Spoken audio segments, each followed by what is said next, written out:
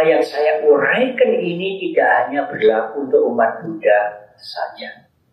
Semua manusia akan mengalami seperti yang saya uraikan ini. Kalau dia tidak belajar melepaskan, maka dia akan terikat oleh apapun, termasuk yang sepele-sepele, seperti burung puyuh yang bisa mati karena rumput yang kaku.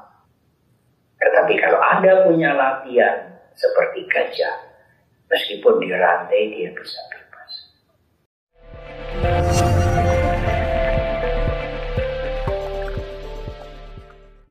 Para ibu, bapak sekalian, saudara-saudara, tentu saya ingin menyapa penyelenggara Bimas Buddha pada Kabupaten Magelang yang baru, yang hadir pada perayaan atau peringatan Hari Raya Maga. Hari Raya Maga adalah hari raya yang jatuh pada saat bulan purnama di bulan Maga. Biasanya bertepatan dengan bulan Februari atau awal Maret, dan biasanya juga bersamaan dengan Cap Gomeh. Purnama di bulan Maga yang tepat sudah berlalu, tanggal 12 Februari yang lalu. Karena itu kalau hari ini disebut menyambut Maga Puja, sudah lewat. Merayakan Maga Puja atau memperingati Maga Puja, Hari Raya Maga. Tiap-tiap hari besar, baik Waisak maupun Maga, yang diselenggarakan di tempat ibadah Tridharma Hokan Gyeongmundilan ini selalu tertib, hikmat sekali. Tidak sama dengan di tempat-tempat yang lain. Saya kemudian teringat pada waktu guru aku masih hidup. Beliau berkumpul di tengah-tengah ratusan biku. Dan bahkan Maga Puja itu 1250 biku yang semuanya sudah arahat. Kalau seseorang datang dari kejauhan dan mengatakan di sana guru agung kita bersama ratusan biku, umat atau tetamu yang diberitahu itu seperti tidak percaya. Ratusan biku, tidak ada suara, hening sekali. Mungkin batuk-batuk juga tidak diambil. Yang terdengar hanya suara jangkrik mungkin, serangga-serangga malam. Oleh karena itu pada waktu tadi hening sekali, terlintas dalam pikiran saya seperti Sang Buddha bersama dengan ratusan para biku yang hening sekali. Di sini juga hening sekali. Yang berisik kipas angin ini sudah tua, harus diganti. Itu berisik cuit-cuit terus itu. Ibu, bapak dan saudara,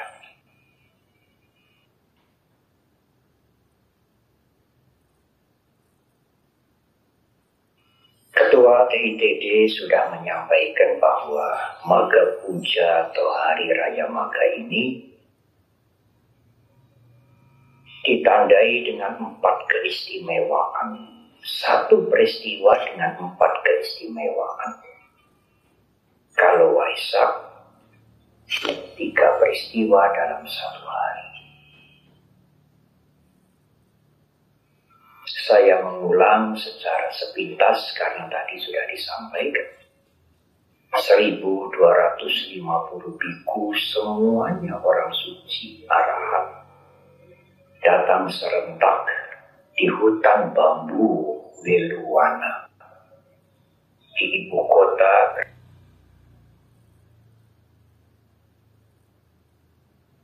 Kerajaan Magadha atau Raja Gal. Weluwana ini adalah taman kerajaan yang dipersembahkan oleh Raja Bimbisara menjadi wihara pertama, wihara yang pertama.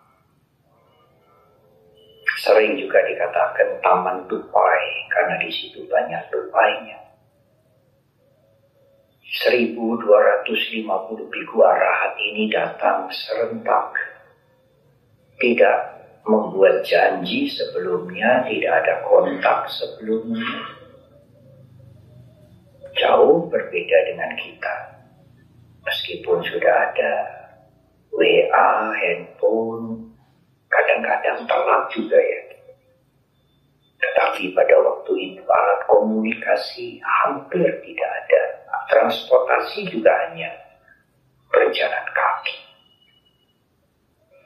Tetapi 1.250 biku ini di dalam catatan disebutkan semuanya memiliki calabinya, 6 kekuatan yang di luar kekuatan manusia biasa. Jadi kemungkinan mereka datang dengan iti, dengan terbang. Sehingga bisa datang serentak menghadap Guru Agung kita. Pada waktu itulah Guru Agung kita membabarkan ajaran singkat sekali yang dikenal dengan Owada Patimokkha. Tidak disebut sutta, tidak disebut diskos atau khotbah berdialog, tetapi seperti instruksi. Karena yang mendengar adalah arahat semua. Katang karak niam, apa yang harus dilatih, mereka semua sudah melakukan dengan sempurna. Ibu, bapak, dan saudara, khotbah itu pendek. Tadi di depan, sebelum saya memberikan uraian maga ini, saya ulang seluruhnya, hanya itu. Tidak ada pembahasan filosofis. Isi dari Owada itu benar-benar anjuran, instruksi untuk dilaksanakan. Seperti biasa, dan ini adalah yang sangat dikenal oleh hampir seluruh umat Buddha, meskipun mereka masih SD mungkin, bait atau bagian yang kedua, yang Sang Buddha memulai dengan kalimat Sabba Papassa Akarana. Jangan melakukan kejahatan. Dengan kalimat yang lebih singkat, jangan berbuat jahat. Bagi umat Buddha, apalagi sudah sekian puluh tahun mendengarkan khotbah, ceramah, dhamma, jangan berbuat jahat, sudah sangat sering kita dengar. Ratusan mungkin ribuan kali, jangan berbuat jahat. Dan kalimat itu sebenarnya kalimat yang simple, tetapi kalimat yang sangat diperlukan oleh semua umat manusia. Kalimat yang sangat diperlukan dalam kehidupan bermasyarakat. Jangan berbuat jahat. Penganut agama apapun, golongan apapun, budaya apapun akan menerima anjuran ini dengan penghargaan yang sangat tinggi, jangan berbuat jahat. Namun ibu bapak dan saudara, sering kita mendengar, sangat sering kita mendengar, tetapi kejahatan juga tidak berhenti. Semua orang menghargai anjuran itu, ajaran itu, tetapi di antara mereka yang menghargai dan merasa bahwa ajaran itu sangat perlu, juga melakukan kejahatan.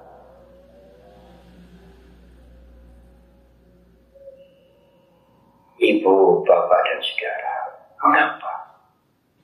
Oh iya, karena kejahatan itu sering menarik, memberikan kenikmatan tersendiri.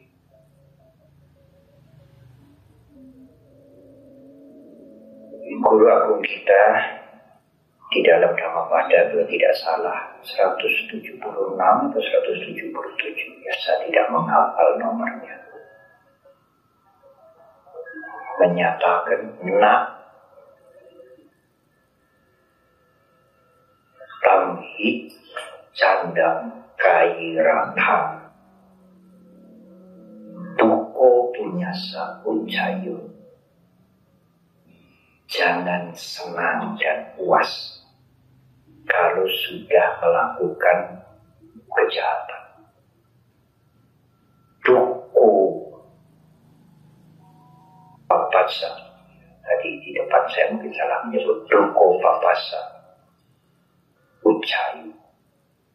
Karena kejahatan itu membuahkan penderitaan.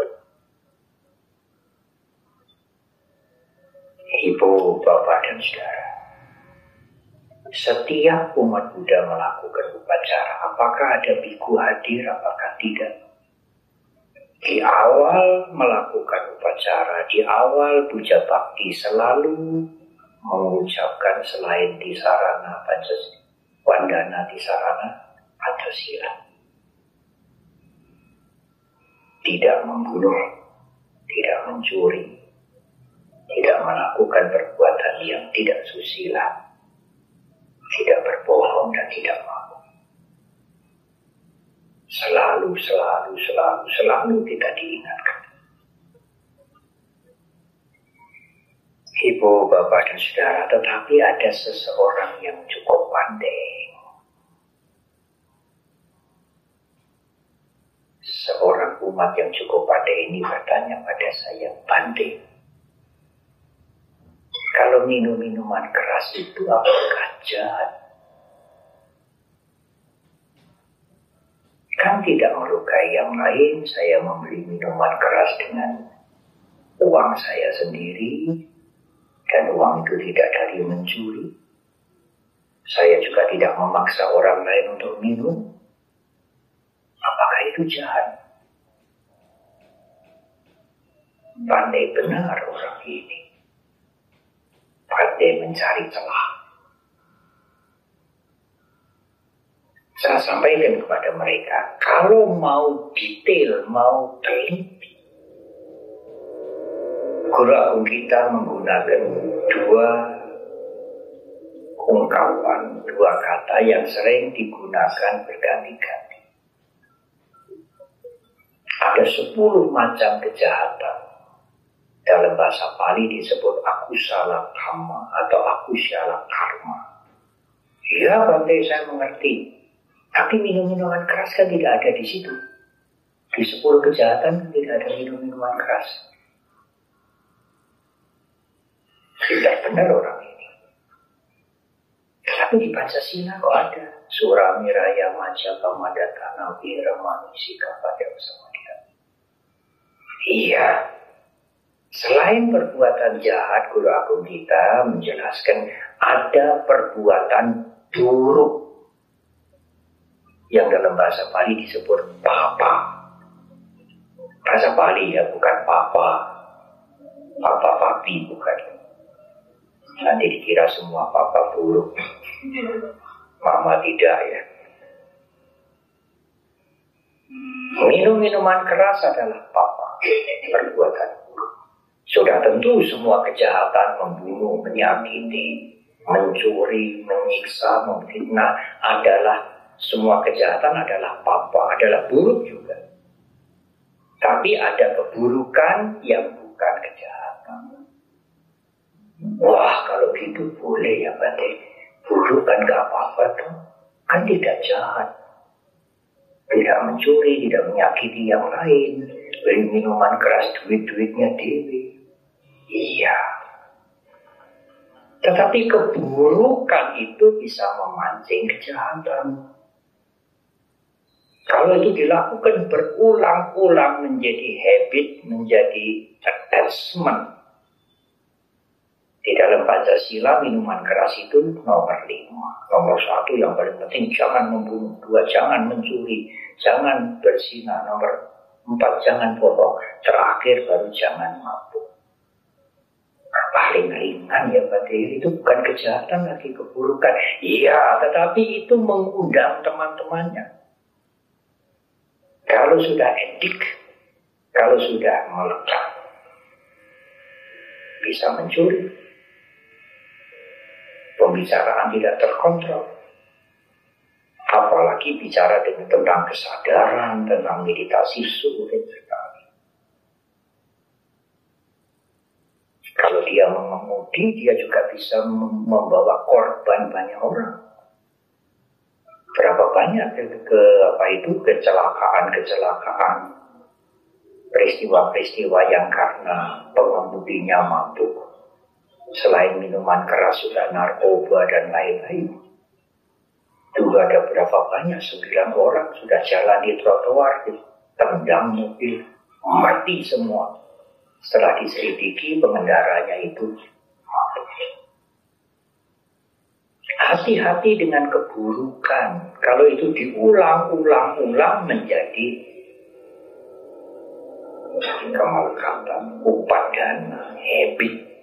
Dan itu bisa menjurus pada kejahatan. Sama dengan seseorang yang punya habit minta. Meskipun sudah cukup karena sering minta, diwene ya berapa-apa tuh. Diwene cukup hoki. Nah, habit itu apalagi sudah menjadi diti, menjadi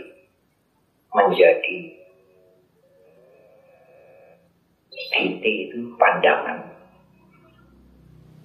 Sulit dibuang.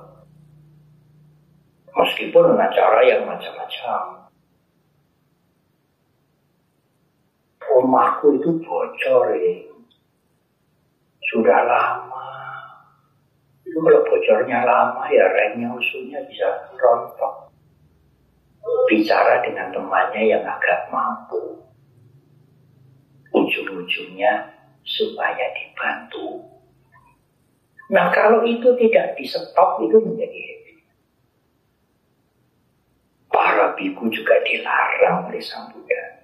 Tidak boleh minta kepada umat apapun selain obat dan air putih. Kecuali umat itu sudah menyediakan diri. Bante, kalau Bante perlu sesuatu selama saya mampu, silakan memberitahu pada saya. Dan para biku hanya meminta sebatas yang dibutuhkan. Termasuk urusan wihara. Ya saya sih tidak minta mungkin, tapi tidak boleh mengatakan, waduh ini Eternit ini udah bocor ini. Tembel sini, tembel sana, ini mungkin sudah berpuluh-puluh tahun, sudah waktunya untuk diganti. Bikin kode-kode. Kode-kode supaya umat yang datang itu mengerti. Mengerti untuk memberikan dana. Tidak boleh. Tidak boleh. Kalau ibu bapak dan saudara hanya berpikir bagaimana saya dapat dengan pemberian memberikan kode-kode, memberikan tanda-tanda. Nanti hidup Anda juga akan begitu terus sampai menutup mata, tidak pernah mandiri. Karena dalam pikirannya hanya bagaimana supaya dapat, bagaimana supaya dapat, bagaimana supaya diberi. Bukan bagaimana bisa mandiri. Ada juga umat yang datang ke wihara, golek-golek. Apa ini yang di wihara yang tidak digunakan? Pompa air atau apalah, plastik-plastik. Ya.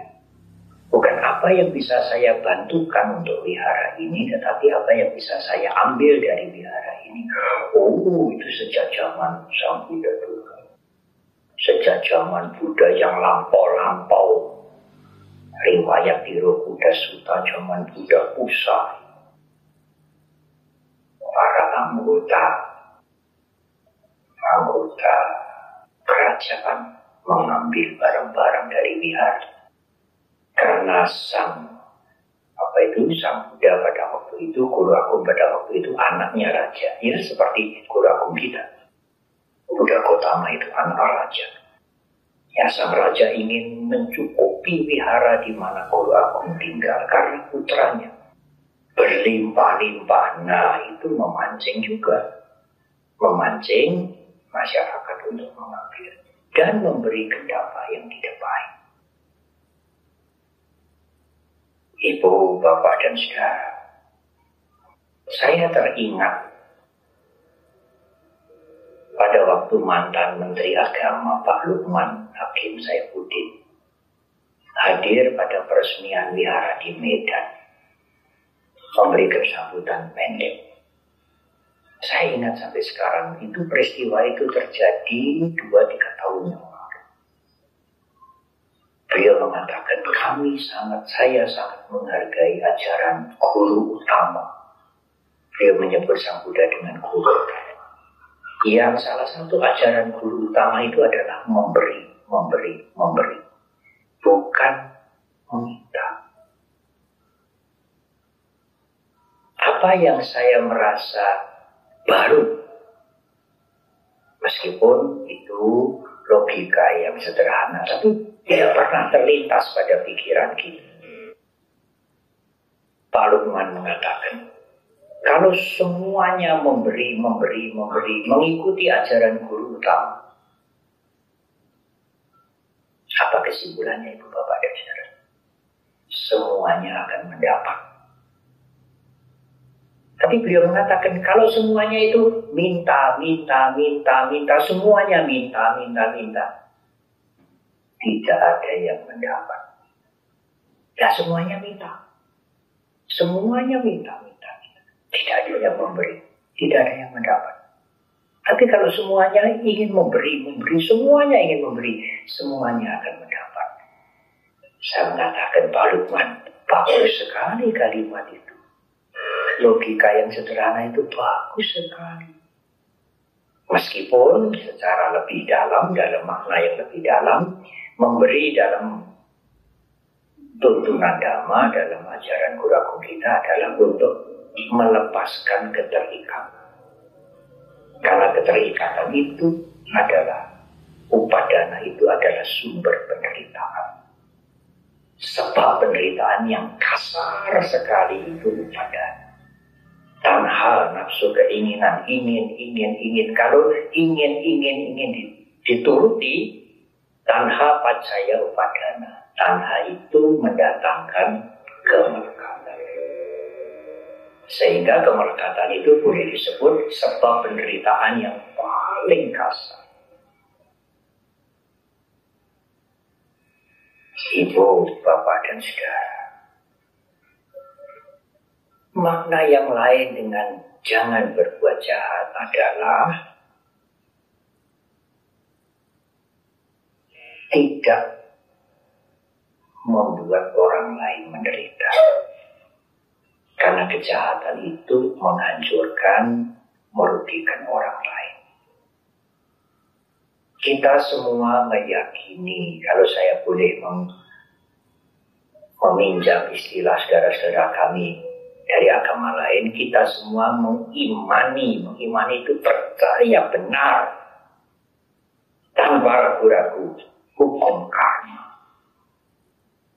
Kalau kita melakukan hal-hal yang baik meskipun kecil, memberikan sesuap nasi, segelas air, menyapa dengan ramah, akibatnya adalah kebaikan juga, kebahagiaan. Suko punya saucayu. Kebajikan itu, menimbun kebajikan itu membuahkan suka kebahagiaan. Duko papa saucayu, menimbun papa keburukan, tidak hanya kejahatan, keburukan, mendatangkan duka, penderitaan.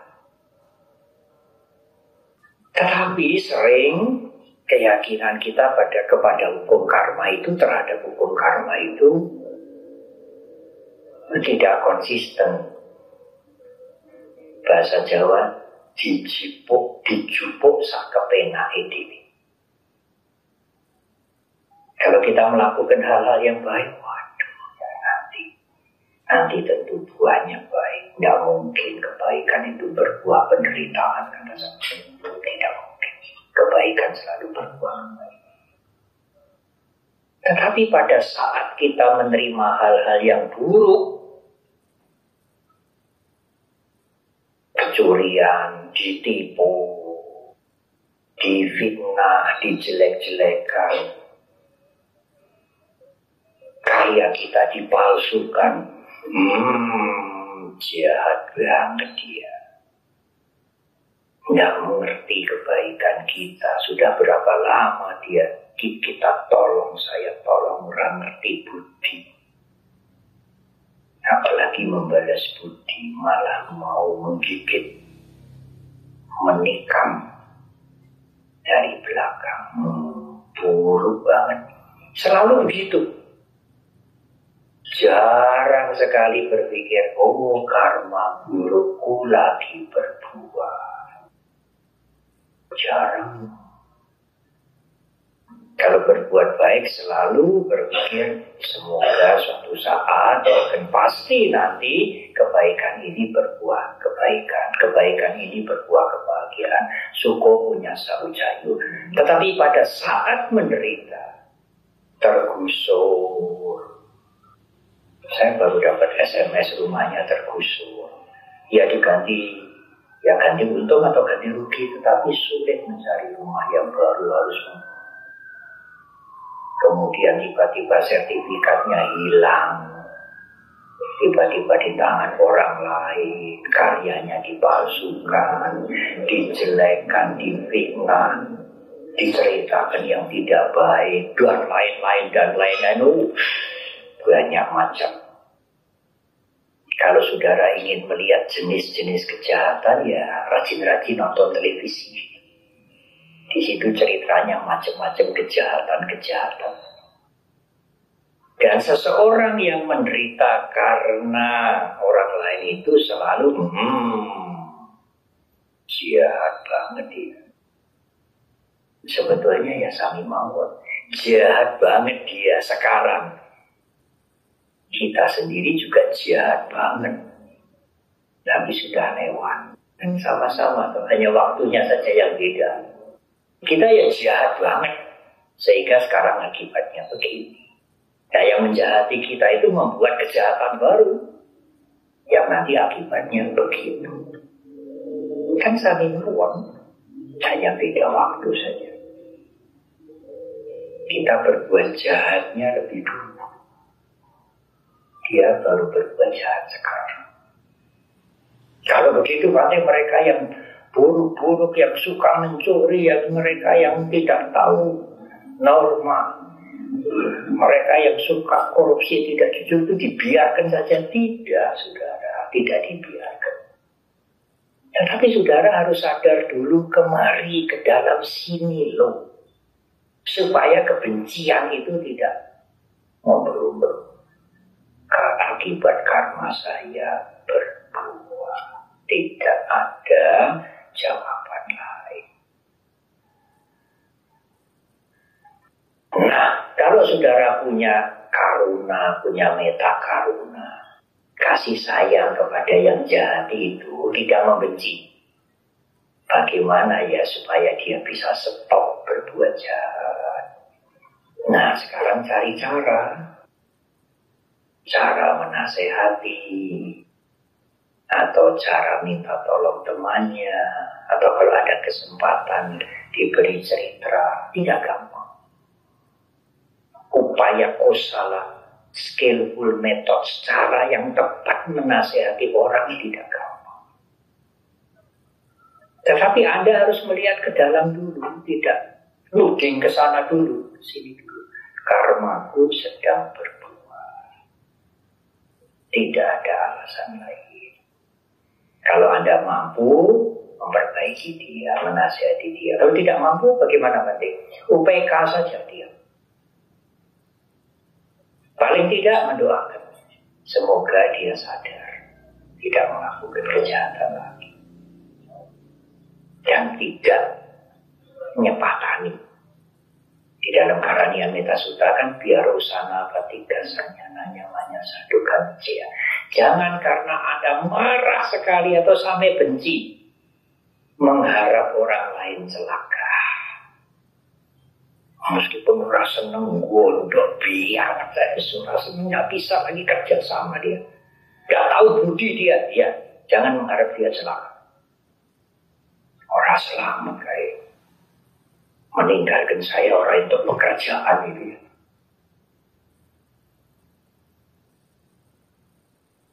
Keluar dari saya nggak dapat pekerjaan, itu nyepatami itu ya. Pak Bante juga pernah itu melepas ya umat yang bekerja di wihara, kemudian tidak cocok, kemudian beliau pernah wihara Klaten, pernah wihara Solo, wihara Mendut, tapi hampir jarang mem-PHK. Mereka pamit sendiri, mungkin malu sendiri, mungkin pesinggi, pamit sendiri. Bante, saya mau pulang, selesai, tidak bekerja di sini. Oh ya. Ya, saya harapkan semoga dia cocok di tempat lain. Mungkin di wihara ini tidak cocok. Di tempat lain dia bisa maju, perilaku lebih baik. Ya, dulu juga ada di wihara Mendut. Tabrakan habis biaya puluhan juta. Kalau mereka dia ambil sendiri. Oh ya, semoga lah kamu bisa maju. Lalu buka bengkel di Karanganyar, jadi bubur besi sampai bengkelnya 3 mungkin. Ketemu kami sering datang ke wihara Solo, saya ikut lagi. Tapi sekarang sudah pindah alam, sudah pergi ke alam lain. Iya, karena kita belum suci, tidak apalah. Marah, benci, tidak apalah. Karania Metta Sutta Sang Buddha mungkin memberikan toleransi ya.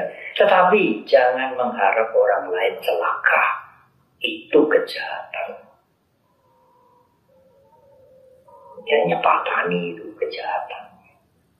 Sekarang nyepataninya didoakan. Gak usah di depan dia. Diam-diam saja.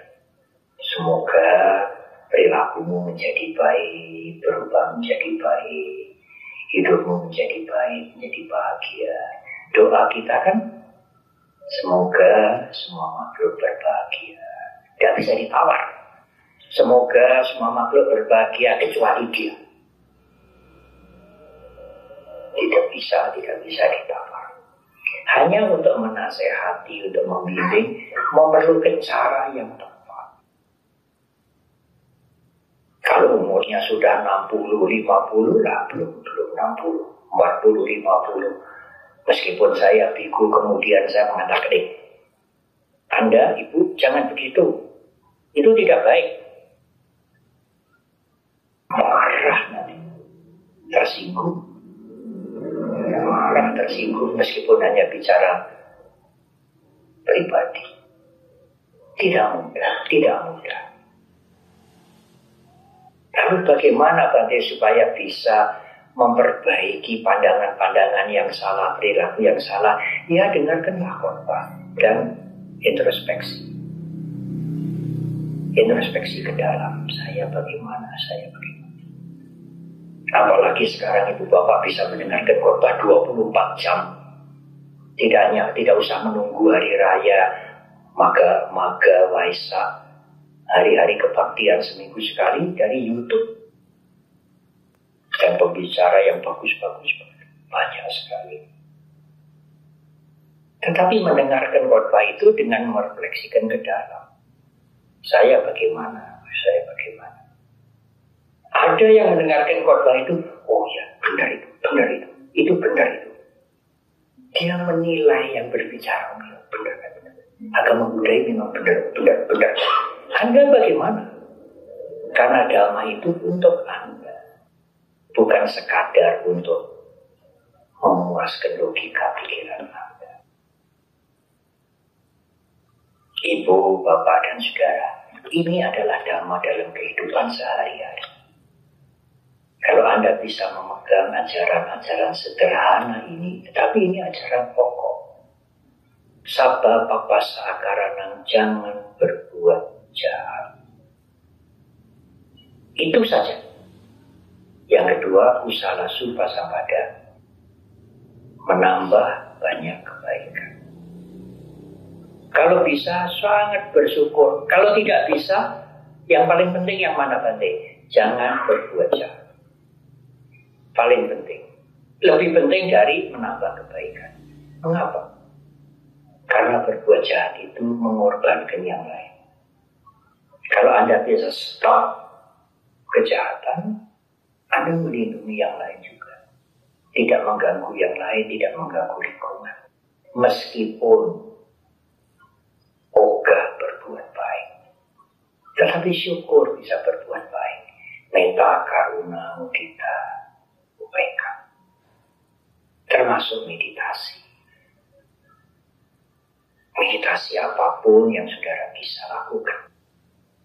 Metta bhavana atau cakkamana, memperhatikan nafas.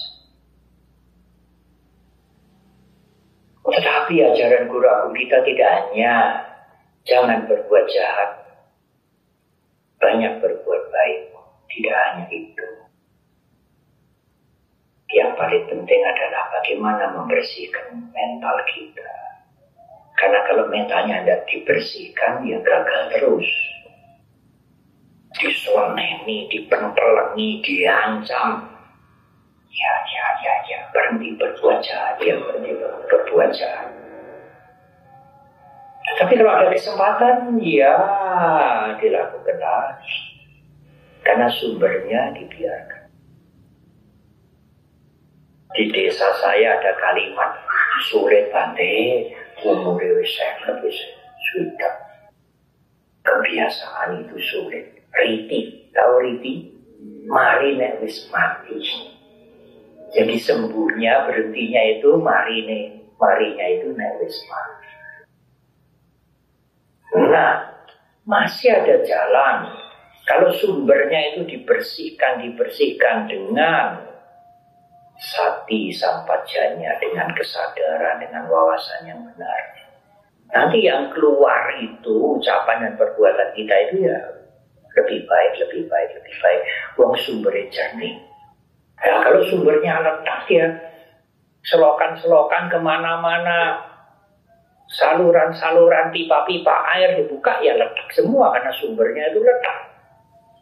Dia tidak bisa menyalahkan aliran selokan, aliran keran, tidak bisa. Sumbernya itu loh dibersihkan dulu. Kan bisa Bante itu keran-kerannya itu diberi saringan kan bisa. Ya bisa, tetapi tidak mengatasi masalah utama. Dan saringan itu juga bisa mantap. Berapa lama saringan itu bisa menahan letak itu? Nah kalau sumbernya, tandonya itu dibersih, ya tidak bisa sekaligus, tapi ada niat untuk membersihkan. Ya maka ucapan kita, perilaku kita, hidup kita menjadi lebih baik, lebih ringan, tidak banyak was-was, khawatir. dihukum, dibelenggu dengan kebencian, dendam, marah, dan lain-lain.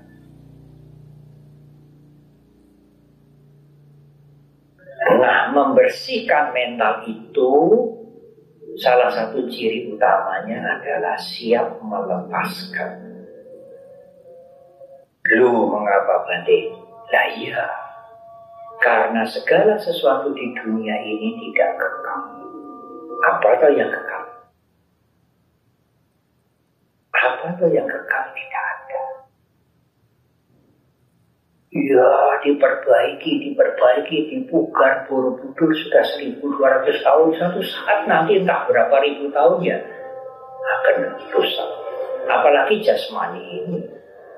Sampai berapa tahun? Paling banter 100 tahun. Itu pun jarang. Ajaran Guru Agung Buddha Gautama juga nanti akan dilupakan oleh banyak orang. Kebenaran sih tetap berjalan, tetapi ajaran itu lama-lama juga akan dilupakan. Nah, kalau kita melekat, gondeli, mencengkeram yang tidak kekal, nanti kecewa. Tetapi sekali lagi, seperti pada waktu Kota Asada di Borobudur tahun yang lalu, tidak melekat itu bukan berarti miliknya lalu diecer-ecer, dibuang-buang. Itu namanya orang tidak waras. Tidak melekat itu adalah pada saat terjadi perubahan, Anda siap menerima. Kalau hanya mengerti tak, tidak cukup. Ya, siapa tuh di antara kita yang hadir di sini yang tidak mengerti perubahan? Apa tuh di dunia ini yang tidak berubah? Semua mengerti, tapi untuk menerima ini agak sulit, bahkan sangat sulit. Apalagi kalau yang berubah itu yang dilekati. Nah, oleh karena itu kembali kepada kalimat atau uraian di depan, melekat itu padana itu sumber penderitaan yang paling kasar. Dhamma atau agama Buddha tidak mengatakan dosa atau kutukan. Melekat itulah sumber penderitaan yang paling kasar. Kalau Anda bisa mengurangi kemelekatan, Anda akan mengurangi penderitaan. Kalau penderitaan berkurang, otomatis bahagia. Nggak usah dicari kemana-mana. Ya, pelan-pelan, belajar pelan-pelan mengurangi kemelekatan, mengurangi kemelekatan. Iya, Bante, kalau orang tidak cukup, ekonominya mungkin tergolong rendah, ya tidak melekat. Tapi kalau ekonominya tinggi, sangat kaya, orang sangat mampu, kedudukannya tinggi, bagaimana untuk melepaskan? Kan sulit. Oh, tidak.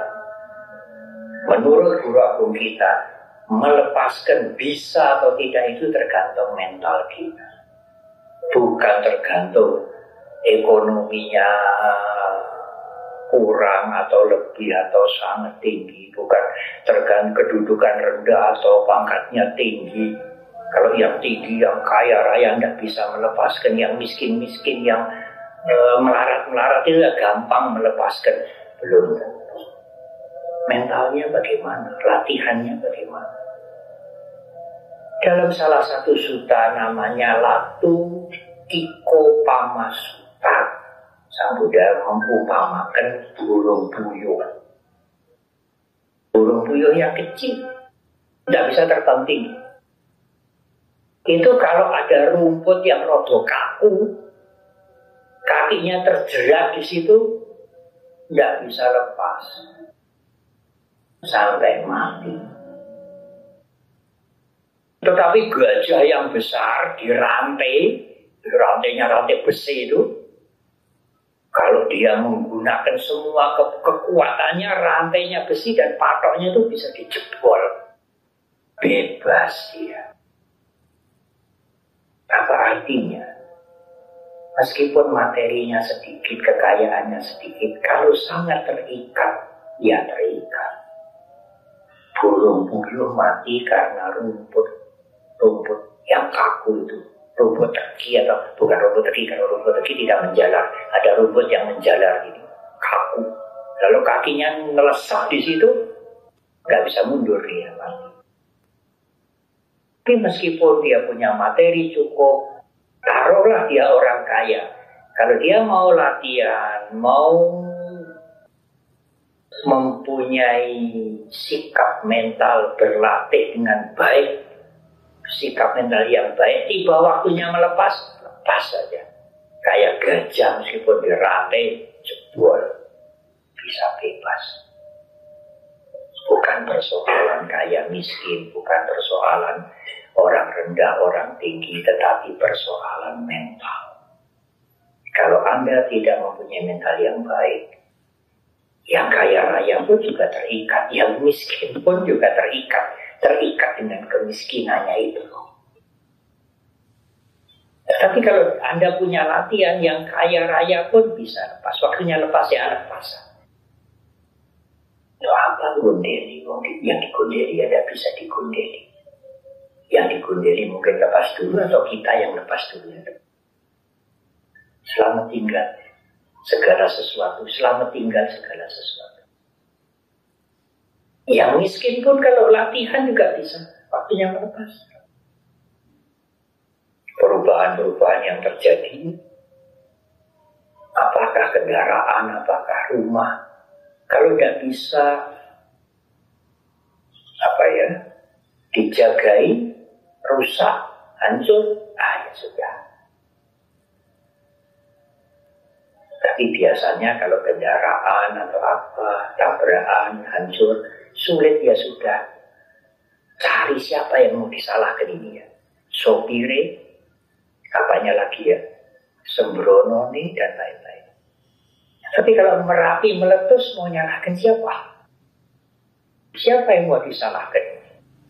Apa mau menyalahkan yang menjaga Merapi? Tidak punya cita kasih kepada ribuan orang. Tidak persoalan, tidak peduli apapun yang membuat perubahan itu terjadi, terimalah dulu.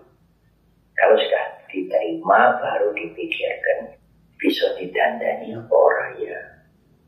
Kalau mobilnya hancur cur tidak bisa didandani ya dijual, cari yang lain.